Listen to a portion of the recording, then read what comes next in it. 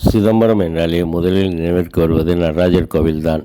அதேபோல் நெய்வேலி என்று சொன்னாலே நிலக்கரி நிறுவனமும் மிகப்பெரிய நடராஜர் சிலையும் தான் அனைவருக்கும் நினைவிற்கு வரும். உலகிலேயே மிகப்பெரிய நடராஜரின் உலோக சிலை இங்குள்ளது. 10 அடி உயரத்தில் நடராஜர் சிலையும் 7 அடி உயரத்தில் சிவகாமி தேவியின் சிலையும் இக்கோவிலில் உள்ளது. நெய்வேலி நகரம் வட்டம் 16இல் அமைந்துள்ள இக்கோவிலில் அருள்மிகு அழகிய திருச்சிற்றம்பலமுடையான் என்ற பெயரில் நடராஜர் பளிங்கு சபை கொண்டு அருள்பாலித்து வருகின்றார். மேலும் இக்கோவிலில் லிங்க வடிவில் செம்பொற் சோதிநாதர் அருள்பாலித்து வருகின்றார். இக்கோவில் புனரமைக்கப்பட்டு திருப்பணிகள் நடைபெற்று வந்தன. தற்போது திருப்பணிகள் முடிந்து இக்கோவிலில் மகா கும்பாபிஷேகம் நடைபெற்றது.